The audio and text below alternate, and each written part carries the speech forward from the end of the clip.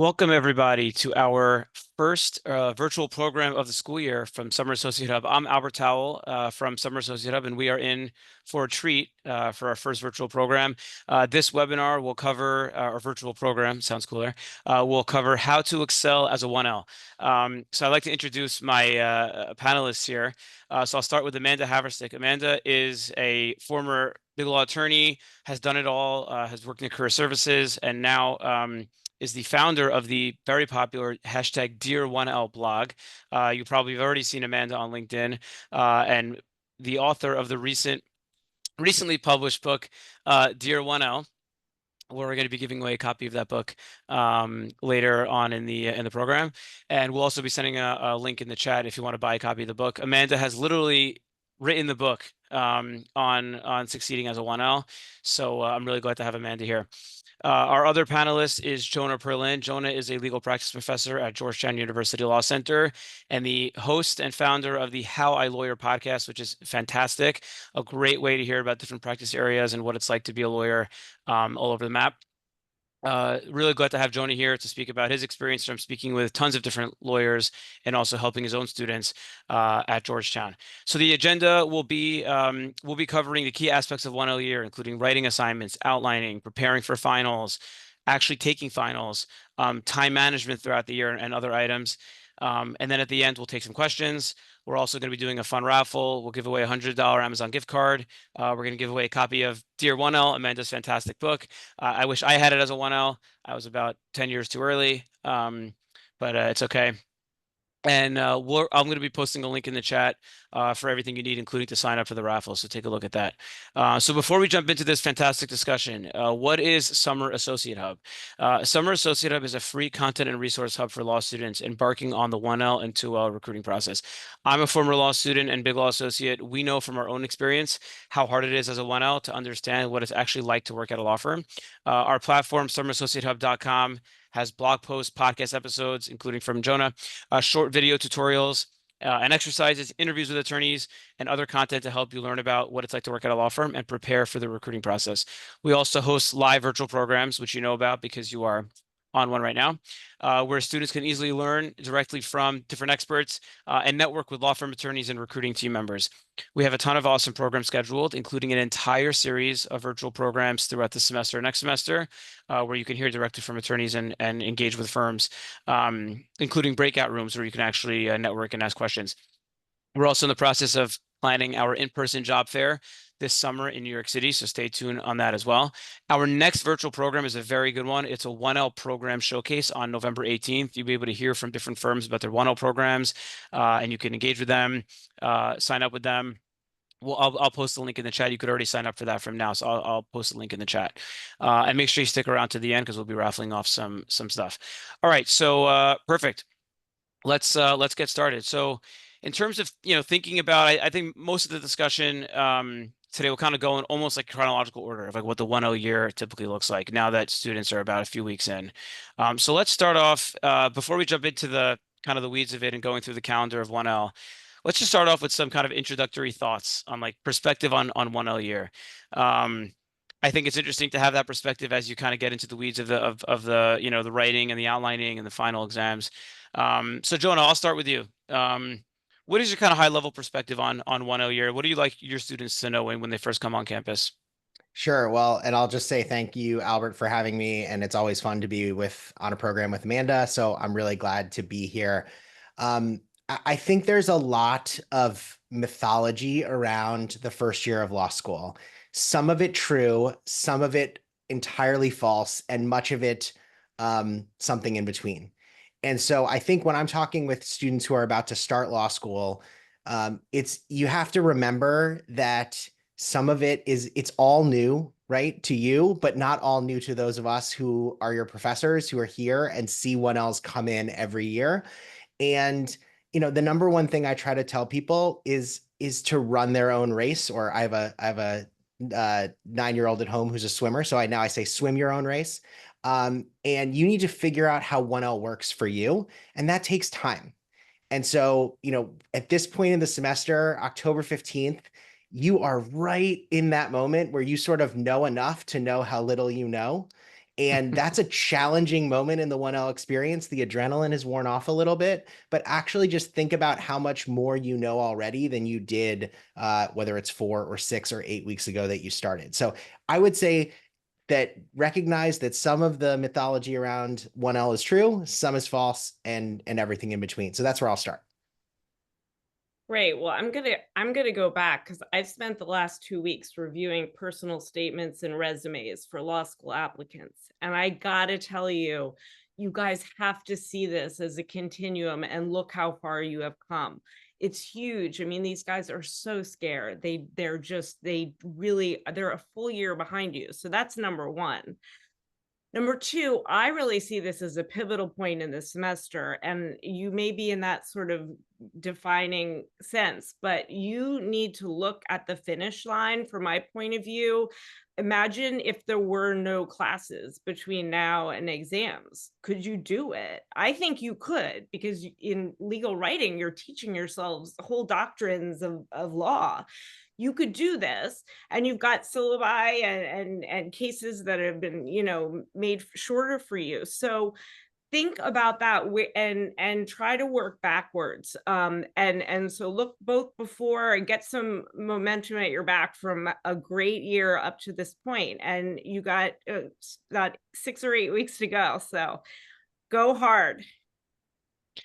Yeah, and those are both great thoughts, and I think the important perspective for any 1L student, because I think the format is so different, which we'll talk about, than what students are typically used to if they came straight, especially if they came straight from undergrad. And our programs are typically focused on recruiting, and one thing that often comes up in the recruiting context is, oh, I don't know what I want to do, I don't know what I want to practice, and you're not expected to know that. And I think that's an important thing to know. To know as you go into 1L, you don't have to know what you want to do for the rest of your life on October 15th or November 15th or May 15th for that matter. So let's jump into the first kind of key item in 1L year. And Amanda, I'm going to start with you because I know you write a lot about this. Kind of the writing assignments, the big writing assignment that comes up first semester. What is kind of the first thing you want to say about that topic? Well, as I posted about today, just whatever you do not spend time worrying about which side is right. What you need, because regardless, even if at the end of the day, one side is a little better than the other, which sometimes is the case, but not always, you can get a full score doing either side. And you have to remember these were real life cases, and there was a lawyer on either side, and they were fighting. And so, I mean, think about your hypo, that's real life. And so there's going to be someone on the other side. And I like to try to have people go through separately and really think, okay, I'm representing one side and make the best arguments, and then the other side and make the best arguments, and then put it together. So that's what I would say on the memo. Jonah, what are your thoughts?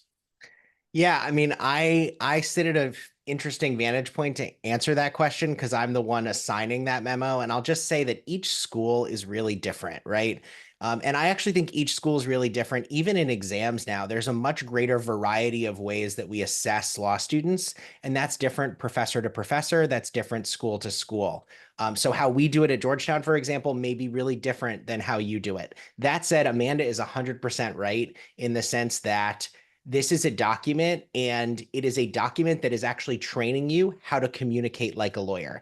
And that's how you're being scored on that document is, are you communicating consistent with the reader expectations? I love the fact that Amanda has behind her, who is my reader, right? That is, as a legal writing professor, that is the number one thing that I focus on, is teaching 1Ls how to talk to a particular audience for a particular purpose. That's the goal of all of our assignments in the first year. And you kind of have to keep that in mind when you're thinking, how do I handle this?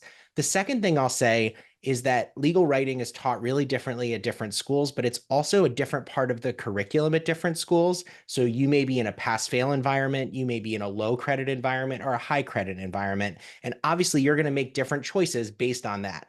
That said, learning how to write your first memo or your second memo or your third memo is probably the greatest single training you can get to being able to write a traditional issue spotter law school exam. So my suggestion is, regardless of how important it is in sort of your GPA this fall, take it seriously, because if you learn how to communicate a legal answer to a legal question, that's also how we tend to test law students. So it's an incredibly valuable skill, regardless of what grade you get or if you get a grade at all. Yeah, that's a great point, because I think in some, like you mentioned, Jonah, some schools it's graded, some schools it's not, some it's weighted differently than others. And I think it's kind of the exercise that's the most important, not necessarily the result, especially because it's so transferable to final exams. Right. Amanda, And yeah. frankly, and how to be a lawyer too, right? I mean, we're not doing this for sort of for kicks. We're doing this because this is actually the sort of keystone skill that you can learn how to do that is incredibly transferable from your first job. Yeah. And so, yeah, Amanda, go ahead. I was just gonna say, absolutely. I mean, it runs through everything, your communication skills, and start now, get the training. This is the training. This is it. Because in big law, it's a lot less than it used to be. So get the time in with this TAs, and it's golden time. So take full advantage of every teaching point you can with this. Fantastic. So we're in October 15th. We're kind of creeping towards the season where people are thinking about finals. A lot of people have maybe started outlining. I know, like, kind of November, Halloween is kind of a point for a lot of people where they're starting to turn their attention towards finals. So let's talk about that a little bit. Preparing for finals, and I'm not talking about like reading week in December, but preparing for finals from now, of what students could be doing to get ready for final exams coming up in December. So Amanda, I'll start with you. What can a student be doing now, and what are your thoughts generally on outlining and other preparation for finals? Yeah, I mean, I think as you said before, Jonah, that we all everyone has to do 1L differently. There are people who do flowcharts. There's people who have index cards. I mean, there's a million ways to outline. So, but you should have figured out by now. Like, if you haven't figured out how you're going to do this by now, take the next 2 days and really dedicate your time to that, because you need to just be systematically going over everything. I mean, I like to have, by the time reading period started, I wanted to have sort of a second draft of like everything all in one place that I needed, that I could then go in, memorize, learn from, and, where I needed to learn more. So I mean, that's, if you can work backwards from sort of a week before exams and look at your time, you don't have much. So schedule how you're going to do this now using the syllabus. And I mean, figure out how you're going to do this. I really think that you can teach yourself a lot and get really organized at this point. Yeah, I agree with all of that. I would also add that, and this is something that echoing a little bit of what Amanda said earlier, which is to really work backwards from your goal, right? And so knowing what the exam looks like, and in most schools now, they're going to tell you what your exam looks like. There may be practice exams available. Work backwards from that. I remember the first law school exam I ever went into, the person sitting sort of a couple seats down from me had basically a humongous stack of papers. And I could sort of see what that stack of papers was. And it was every case brief they had written the entire semester. And that was how they had prepared for the exam. That is not a good idea on how to prepare for an exam, right? That's a great way to prepare for class. And I just remember thinking, like, did I do this wrong? And then I realized, no. If I just had a bunch of cold case briefs that had the holding and the facts of those cases, if you haven't done any work to sort of synthesize what are the rules of law that you're going to apply to a new fact pattern, then you're not working backwards from the goal of how you're going to be assessed. And so absolutely, there are lots of different ways to do this. And I'm happy to talk about some of the ways that I think are the most common or most successful for a good group of people. But at the end of the day, you need to be ready to know that law to apply it to a new set of fact patterns. So this is, and staying on this topic for a little bit, kind of preparing, thinking about the next 2 months until finals. Obviously classes are still happening.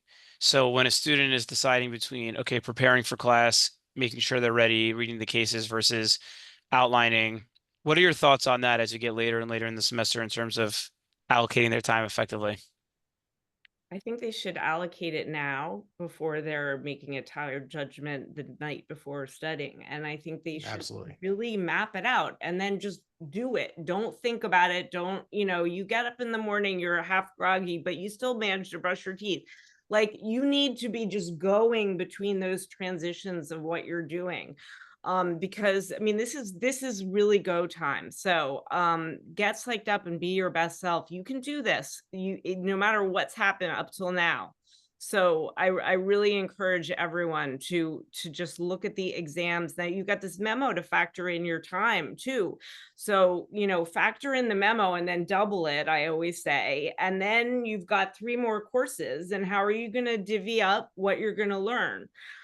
Start to think about it that way, because otherwise time is just going to run out. You're going to be finished your memo. It's going to be the middle of November and you're going to be, oh my God, I haven't even started my outline. Yeah, and the answer can't just be work more hours, right? You may need to work 15% or 20% more hours than you're working now, right? That you just need to look at your calendar and see what's realistic for you. But it's a reallocation of those hours. And again, think about what the goal is. And so if you've been taking 4 hours for every 2-hour class of reading, which is sort of what the ABA thinks of as the normal breakdown, right? Twice as much preparation as for class time. You need to start dedicating at least an hour or maybe 2 or maybe even 3 of those reading hours should start be reviewing what you've covered so far and building materials that are going to be useful for you. The thing you have to remember is you don't need to understand everything in your class today. The goal is to understand everything 6 weeks from now. And so you have to work backwards from that. And for me, right, that was always, how many times can I see the same material over and over again? And how can I prepare materials now that are going to help, Jonah 4 weeks from now, right? So maybe that's going through your class notes and cleaning them up and start to put them into sort of categories. Go back to the syllabus and figure out what are the potential topics that I need to learn and start learning, check a few of those off so they're ready to go 4 weeks from now. And so to me, I think the key point is also just figuring out how you're going to allocate that time and being realistic about how much time you're going to spend on schoolwork generally. I love your point about just not adding more hours. I think that's oftentimes the default solution is I'll just spend more time. And sometimes there's just not enough hours in the day, or not Right. enough hours in the day for you to, And if you for doing it in a healthy way. yeah, and if you add all those hours now, then once the adrenaline kicks in, right, in mid-November, you're not going to be able to add any more hours, right? And you have to add hours that are consistent to you. Before we got on, we were talking about sort of morning person, evening person. Some people have families, some people don't. Some people are working and doing school in the evening and some are not. You have to figure out what your good hours are. So for me, right, when I was taking exams, it was waking up an hour earlier. That's how I got my extra hour, because adding an extra hour at the day wasn't helping anybody. And so you just kind of got to look in the mirror and be realistic. So I'm going to put you both on the spot. Let's say a student let's say has 2 hours, they have class the next day. Do you recommend that student reading the entire case and briefing that case for class or cases for class? Or do you recommend spending less time on preparing for class and more time on outlining? Well, the easy answer is more time after class. So if it's outlining or whatever you're doing to learn the material, but I think it also depends. I mean, if you plan this out now, you won't be making decisions like, Like oh, that. I've got 2 hours before class. You're 100%. already going to know what you're Yeah. supposed to be doing. And if you ended up talking to friends at lunch, or you ran into some networking person, you're talking to them and you only have an hour and a half, well, then shrink again what you're going to do and get it all in there, because work expands to fill how much time you allot to do it. So all that prep for class is just lost time after class, unless it was directly, working on your outline for after class already, which some people can do. Yeah, I agree with that. I think, one of the things I was talking to a student just last week about this, that they said, I book 3 hours to work on my legal writing assignment, and then something comes up, or I go to a lecture, or I talk to a friend, or I sleep too late or whatever. And then I feel like the whole day is lost. And you need to start thinking about your time at a far more granular level. I said, worst case scenario, like make your day all 20-minute blocks. So if you lose a 20-minute block to sleep or TikTok or friends or whatever it is, that's fine, but don't lose the next 20-minute block. And, to answer Albert's question, which professors never actually do, I will say, I think you need Depends. to, right? I actually think you need to like test yourself a little bit, right? This is a great point in the semester because you've done enough class prep to sort of know what the gold standard is for you for class prep. Try for one class, try to prep in half the time and see if you're any worse off. Because if you're not, right, then you can use that time for other tasks like synthesizing, like going back to the cases or concepts that you didn't really cover or understand in September, or whatever it is, but keep testing yourself. Because at some point, the answer is going to be no, that's not enough time for prep. And that's going to be different for everybody. But keep trying to test yourself now in October so you're not playing that game in November. Absolutely. So we're gonna cover some more general time management Sure.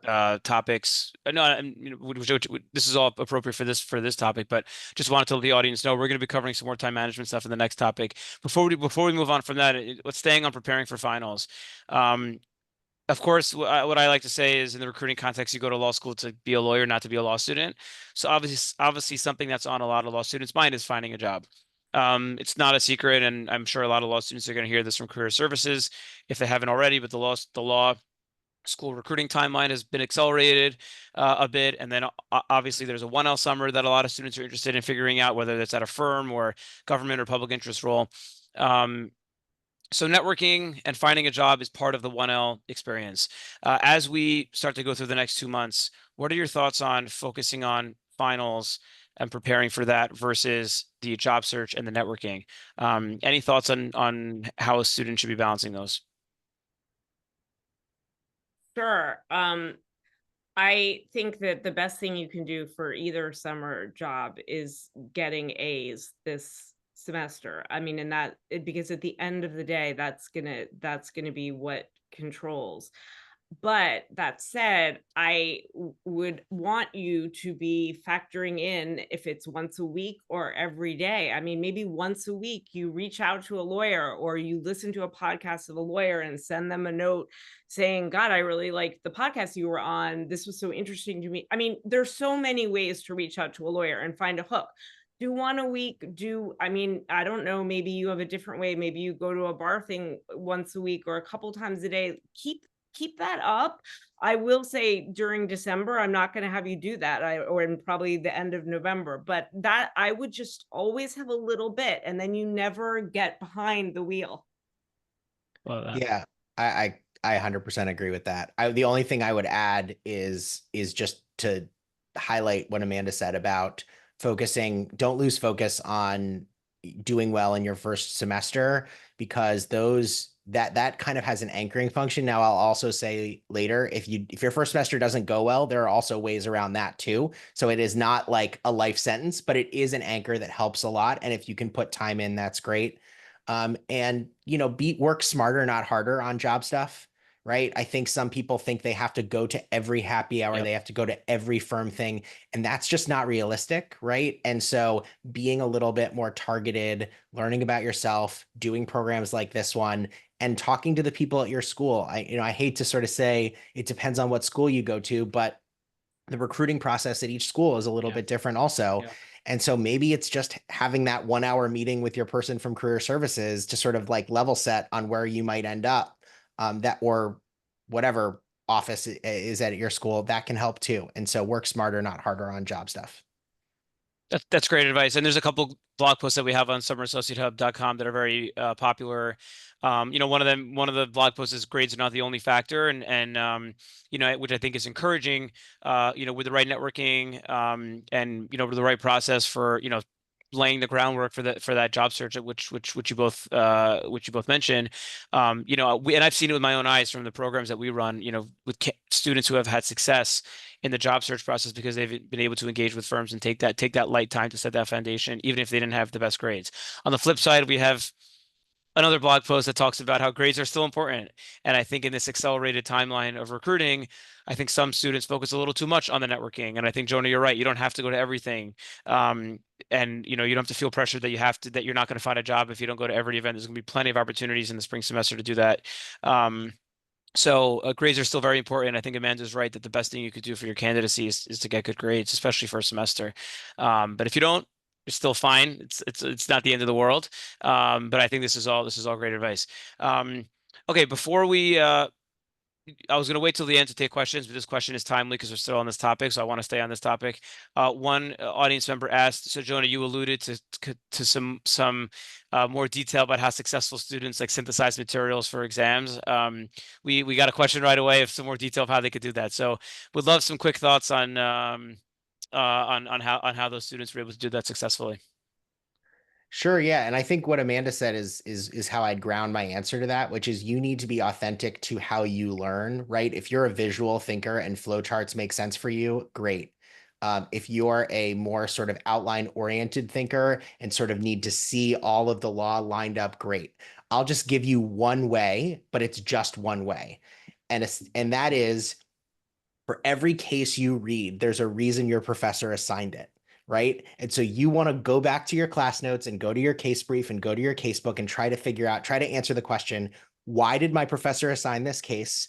And what is the legal standard that I was supposed to learn from it? Right. You still need to know the facts of that case so you can understand the why. But ultimately, what you're doing is extracting, or we use the word inducing, the law from that case. And then you kind of have to put that law into a big schema of the law according to your professor about that subject. And so that's the task. And it's, case by case, class by class. You might have a 2-hour class in law school about a tiny exception. So you need to be ready to apply that exception when something new comes in. And so it's building that schema and kind of taking the law out of the context of the individual cases from which you learn the law so that then you can apply it. I don't know if that makes sense, but that's how I like to think about it. The only thing that I would add that really helped me, I didn't do this during 1L because it was a long time ago and we didn't really have practice problems back then, but I had to take 3 bar exams, including one in 2010. So it's recent. If you, for the practice exams that you read, don't even do them at this point. Read the answers, and then you've got a fact pattern and another way it comes out. That's like another case. And I would put that into my outline at the appropriate place. So you start to see things that weren't from class, and then you're going to say, oh, wow, that makes that case make sense now. Or like, right. So that's just a way that you can get yourself thinking outside of the class box. Yeah, Albert, can I just add 2 little things to that? Because I think that's really great advice, Amanda. The 2 pieces I would add are, I think the greatest guide for you about what's, in undergrad, you're always worried, like, what's the exam going to be? And actually in law school, you already know the questions. You just don't know the context in which those questions are being asked. And they're all on the syllabus from day one. If you start with the syllabus, those are the legal concepts that you need to learn. And those are the concepts that you're going to put into whatever outline document you have. And then you're going to pressure test that syllabus or that outline against problems that have already happened. So that's one thing. And the second thing, and this, I don't remember who told me this, but it stuck with me. The difference between being a law student taking an exam and an ER doctor is this. When someone walks into the ER, and they say my leg hurts, right? The doctor's job is to think all of the potential things that might be the reason why the leg hurts and then fix it. It's actually not that different than someone walking into a law school exam and being given a hypothetical and saying, this person was punched in the face. This is like, let's say it's torts, right? I don't know why I picked that, but like, let's use it, right? Someone gets hit. And your job as a law student is to say, what are the rights and liabilities of both parties, right? That's the question. And you already know the potential answers. There's not an unlimited set of potential answers. The answers are whatever is on your outline. Those are the potential answers, and you're just choosing which one you're going to use. And so that is to your benefit. And it's another sort of extension of the fact that you already know the questions. You just don't know the context in which they're being asked. That's the only difference between an ER doctor and a law Totally, student taking 100%. You got it right. Yeah. I don't know how to be an ER doctor either. No, I'm just kidding. No, wow. No, I really like that. That's deep. Okay, I think that that's right because you really are sort of in like panic mode while you're also diagnosing. Oh, I hadn't even thought about extending the metaphor. I like it. So one more question on this topic, outlining. I mean, as we talked about already, I mean, outlining, everyone kind of finds their own way of doing it the right way, and crafting the outline that they think is going to be the most effective. So I think oftentimes there's a lot of sharing of outlines between classmates, but also between upper, 2Ls and 3Ls who maybe have taken the same professor. Oftentimes student groups will have outline banks. So one quick question for both of you: student looking at options in terms of taking an outline from somebody who took that professor last year.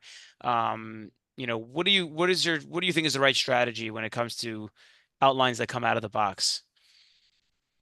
I'd say yes, if you've got the time to assimilate it and compare it against what you've got and make sure that you didn't miss something and then realize you need to go, do something else.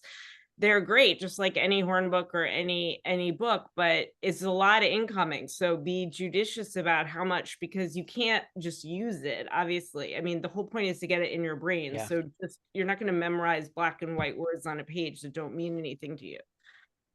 Right. The process of building the outline is what makes the outline effective, right? If you spend the whole time and during your exam looking at your outline, and many exams are open book, that's a signal that something's not going right. You need to sort of know this because how else are you going to identify the issues?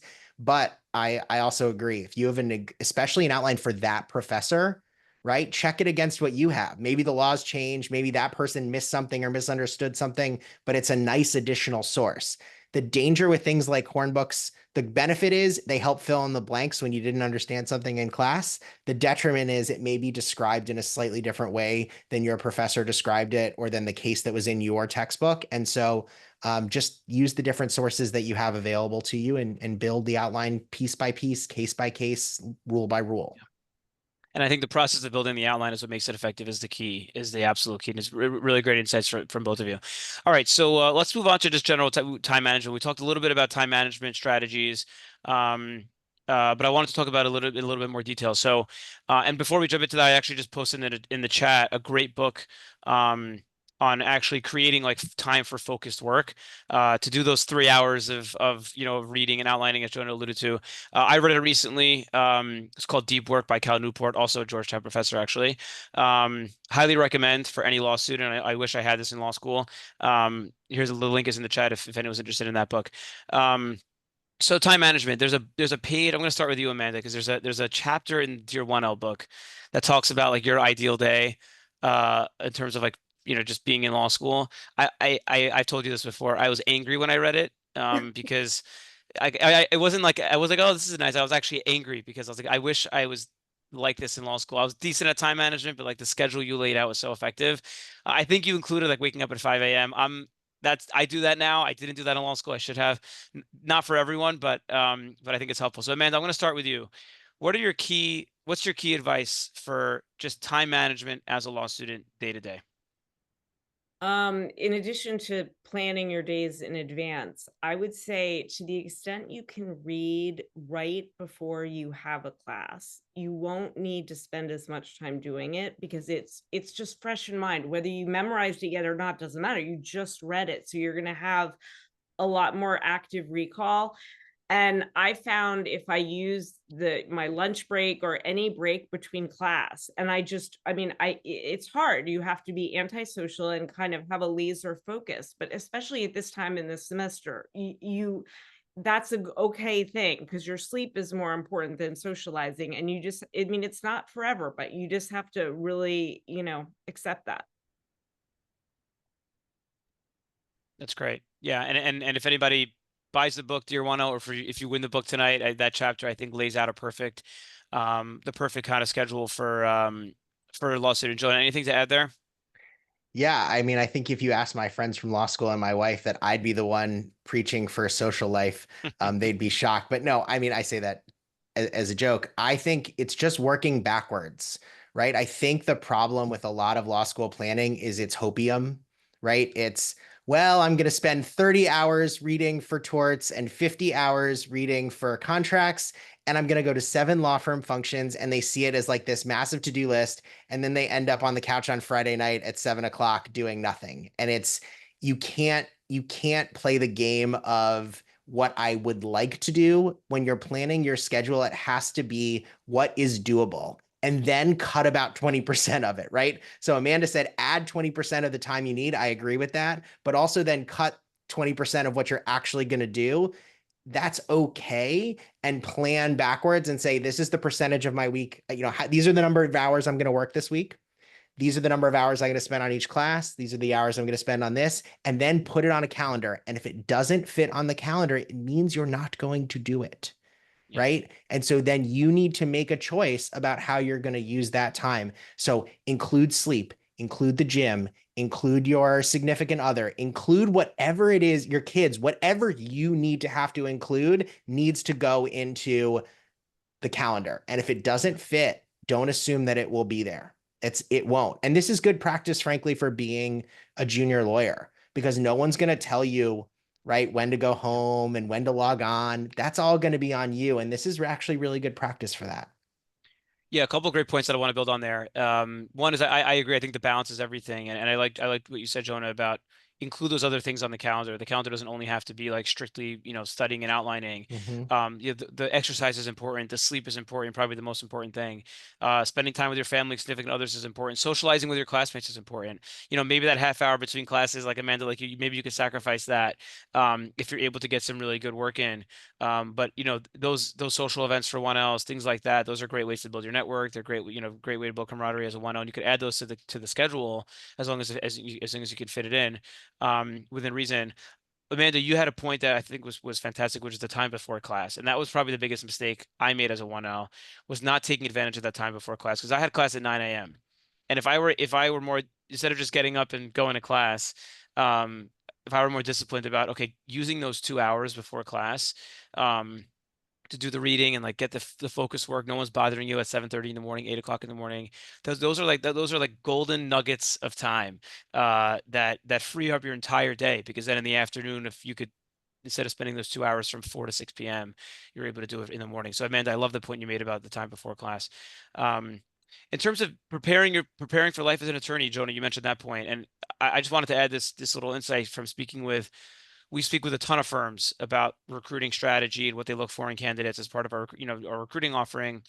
And one thing that firms are, nowadays, especially with the recruiting timeline kind of coinciding with the school year, time management is probably one of the most important skills as a big law attorney or just a law firm attorney in general. Managing your time, managing competing deadlines, communication, everything like that are super important.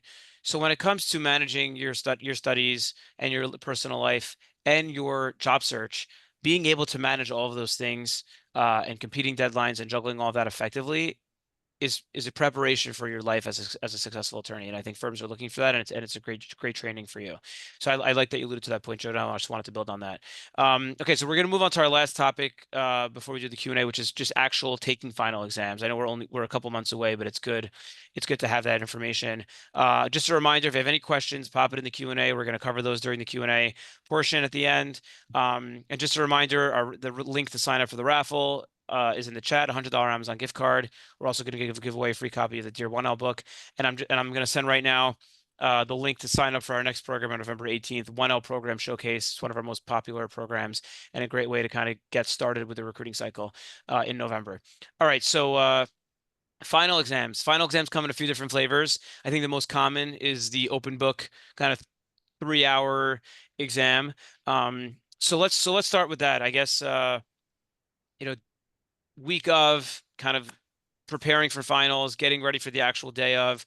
What are some things that you like to recommend to law students as key advice for actually preparing for a week of and taking the exam? Jonah, you start. Sure, happy to. So the other point that I want to highlight that Amanda said earlier is this idea that like not every minute is worth the same amount, right? And so I think when you're thinking about your exams, especially as it gets towards like the week before or the exam period, is if you're mapping that out, like that's the most important thing to map out.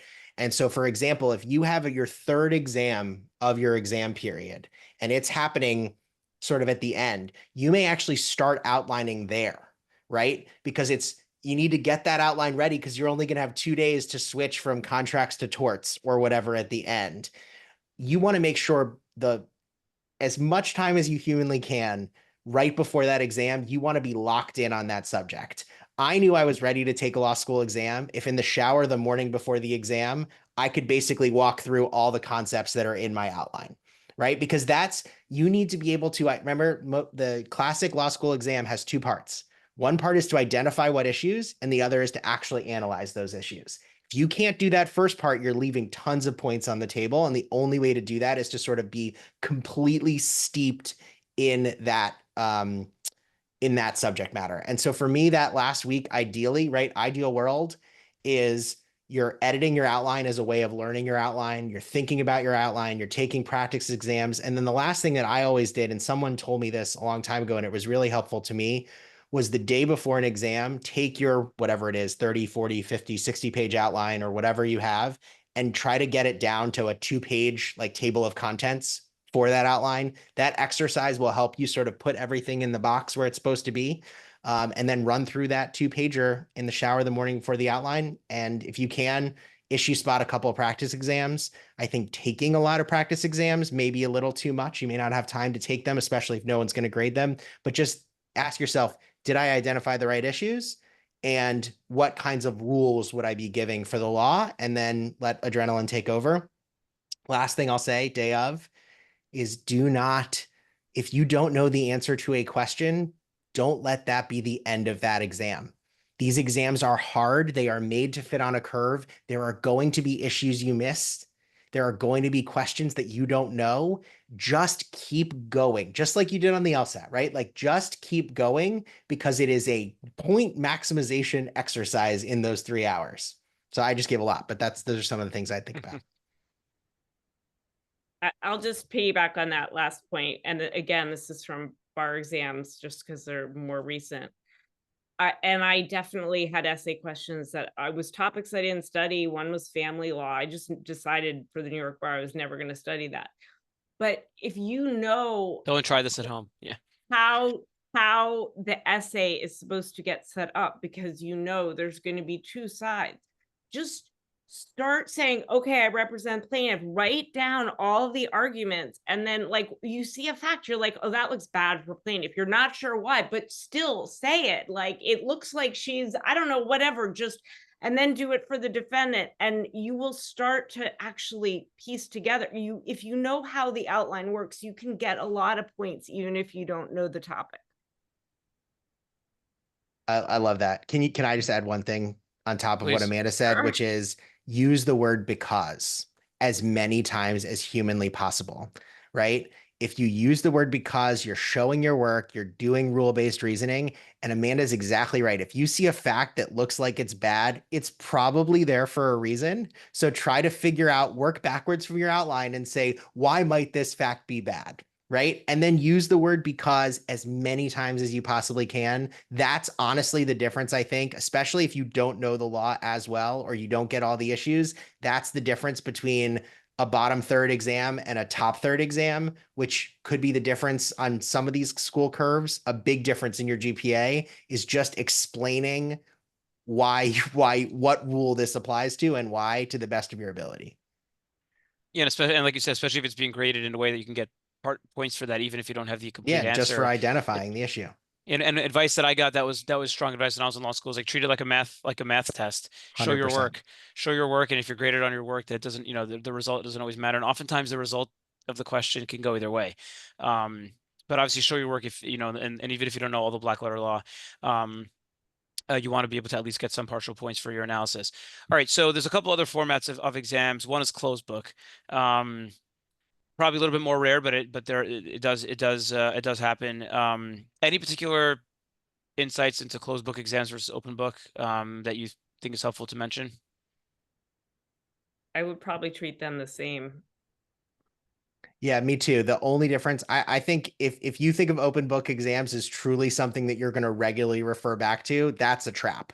the open book is the trap, not the closed book. Yeah. The only thing I will say is sometimes I liked looking at my like summary sheet, sort of like, here are the 10 issues that I know are going to come up on this exam because every exam has happened. In a closed book exam, like look at those right before the exam. And when they say like, open your book, turn over the exam, sometimes on my scratch paper, I'd write those 10 things down just so I could sort of like look back at that. But other than that, they're the same. Yeah, that's great. So the other kind of variation is take-home exams. Sometimes professors, I get maybe less common during 1L. I'm not sure. I'm curious for your thoughts, but sometimes professors will have like kind of a 6 to 8 hour exam that you take home. You kind of have all day to work on it. Any particular thoughts on that format and how to succeed? I never had those, although I did take some exams at home. I would just, I mean, do the 3 Yeah. hours, and then if you have more time, great, but I mean, do it as if it's an exam, because once you start reading your outline, you lose so much time, and you lose track of time, and then you second guess yourself, and then you'll do much better if you just go with it. Let the arguments come out of you. I mean, finish the arguments. He does this, because, and it satisfies this because this, and he could argue this, and like try to take it a little farther and let yourself go with it. And that's a better thing than trying to use anything you had, even if it's all day. Yeah, I agree. Just work backwards, right? I mean, if it's a take-home exam and it's 3 or 4 hours, it's the same process. Yeah. If you have one of those 12-hour take-homes, which I think are becoming less popular, but still sometimes happen, they are typically not made for you to actually spend 12 hours. And often the last 2 hours, if you start changing things, I see this, I give a 10-day take-home. And sometimes the worst exams are the ones where someone came in and they said, you know what? They didn't follow Amanda's advice. They come in and they said, I was sleeping the night. I was like about to go to sleep the night before it was due, and I decided I had argued the wrong side. And so I rewrote everything. And they're always in my office, not for success, right? At a certain point, we're looking for answers, and you just have to sort of, Yeah. go with your gut, because you can't keep the adrenaline up for 12 hours. It's hard enough to keep the adrenaline up for 3.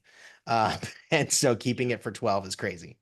And from my experience with take-home exams, I had a couple like 8 hour take-home exams. Oftentimes those have word counts. They're not looking for you Yeah. to type for 8 hours straight. They want you to put together. I mean, that would be insane. So usually the professor is looking for a crafted, well-written, set of answers. Typically, maybe 33,000 words total.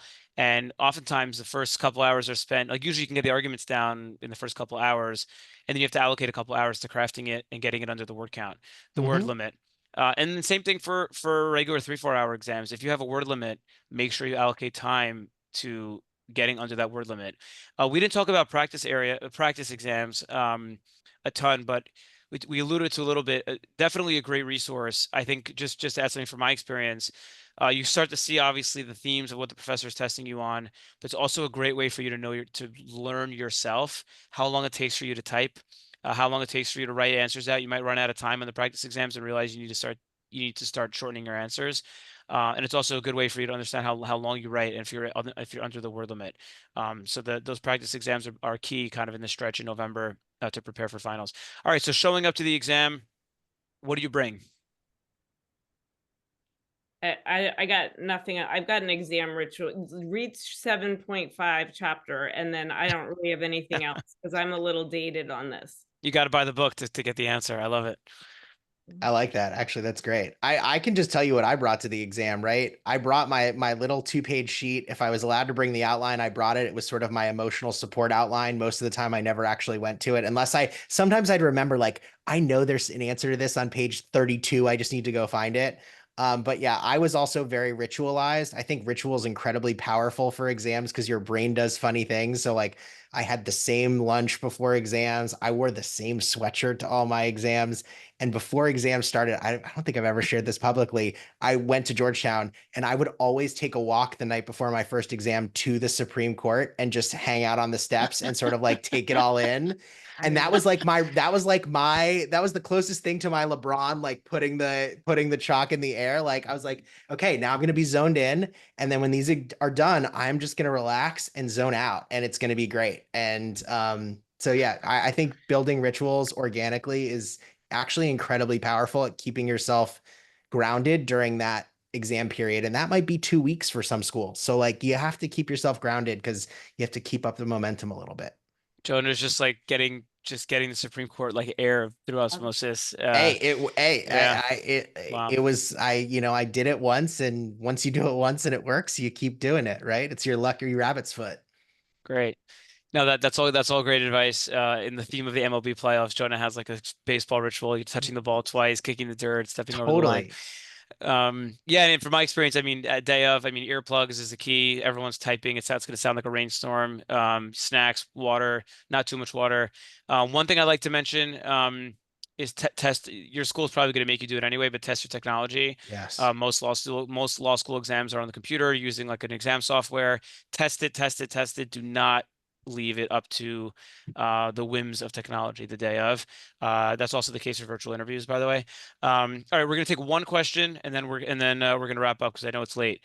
So we had one great question here. One student mentioned that and that's my alarm.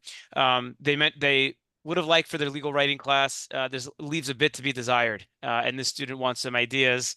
They're not in Jonah's class, I assume. I was gonna say, if you're in my class, I apologize. Yeah, I hope not. And they want some more ideas on how to get more legal writing practice. I think it's a great question. Would love thoughts from both of you on this one. I would try to write up the cases and write them in paragraphs that you would use if they are formal, and write each case up in CREAC and practice making it really good. I mean, that's just such a great exercise, writing up a case so that I don't have to read it if I am the, person's assigning the case to you. How would you write this up? If you can do that with a couple cases, then you're going to be able to mimic it in your memo. And I mean, I would use the cases you find for your memo research. I would write them and start learning that way how to write. And the last thing, and I don't talk about this until I talk about the brief, but in theory, and I don't know if this is permitted in Jonah's class, so this is potentially controversial, but I always would go find other people who'd written about my issue, not the court, but like the lawyers, or maybe there's an article about cases. I mean, think outside the box, because there's different ways that you can learn things. Yeah, I mean, my answer to that is I think sometimes people think that what they need is additional resources, and actually what they need to do is spend more time with the resources they have, regardless of, look, there are bad professors and there are good professors, but you probably have a legal writing textbook with examples. Reverse engineer the examples, right? That has nothing to do with your professor. If you have practice exams for your other classes, and at most schools, I think you do now, and they give you sample answers, go to the sample answers and reverse engineer why you think they did it well, right? Go identify the rules, the explanations, the applications, and the conclusions from those exams, right? That's two birds in one stone, because you're learning the subject matter for your other classes, but you're also practicing writing exams. And so I think using all the tools available to you, what I really would not recommend is don't go to the library and like take out every book on legal writing and just start reading about legal writing. You need to practice. And I say that because I hear people do that. Like, you need to practice. And I think it's fine to use other lawyers' writing. You just, as a 1L, especially in the fall, you don't always know what good other lawyers' writing is. So there's a little bit of risk there. I don't think it's a cheating in any way. I actually think it's a great idea. But I think using anything you can find that is good legal writing in the context of what you're doing, and spend some time asking yourself, why is this good? Could I recreate this? Could I reverse engineer this? That's how you're going to practice. That's great, and that's a perfect segue because I mean, I will say, don't take every book off the shelf, but if you want more legal writing practice, Dear 1L is a great way to do that. So it's actually a perfect segue. We're going to wrap it up and actually do our raffle. But thank you for a fantastic discussion, Amanda and Jonah. Super, super helpful. A lot of advice that I wish I had as a 1L. And I'm grateful that we're able to provide this information to the new set of 1Ls. All right, so don't go anywhere. You have to be present to win the raffle. So I'm just going to send here one more time the link to Amanda's book, Dear 1L, on Amazon. I'm also going to send the link in a second to Jonah's podcast, How I Lawyer. All right, so you have to be present to win. We're going to be calling your name out. You've been warned in advance that if you sign up for the raffle, you are risking your name being called out. So we spun the wheel. And we're going to start with Amanda's book, Dear 1L. Madeline Wanberger, if you are with us, let me know in the Q&A. Just say, hey, I'm here, so we know not to move on to the next person. And for Madeline, everyone else, Madeline there's Wanberger. there's cheat sheets and checklists for things in there. So it's not like it's a long book to read. You can just surgically use it. Perfect. She's Yeah. here, Albert. You're good. Yeah, Madeline is here. Amazing. So I'll connect you with Amanda. You get a free copy of the book. Even if you didn't win the book, it is a fantastic resource. It is money well spent. Definitely take a look at the book. And then next prize is an Amazon gift card, $100, which you could use to buy the book, by the way, and have money left over for other fun things. Chad Allen Keaton, are you with us? Let us know. Start playing the Jeopardy music in a minute. While we're waiting for Chad, we'll and here he is. All right, awesome. So we'll get that over to you. Thank you everybody for joining. This was a fantastic discussion. Whoever's watching on the recording, I'm glad that you're watching and you're joining us and getting all this great advice. Wishing all the 1Ls the best of luck with this 1L year. Looking forward to having you on future summer associate programs. And a huge thank you again to Amanda and Jonah. Thanks so much. Yeah, thanks for having me. Good luck, everybody. Thanks, everyone.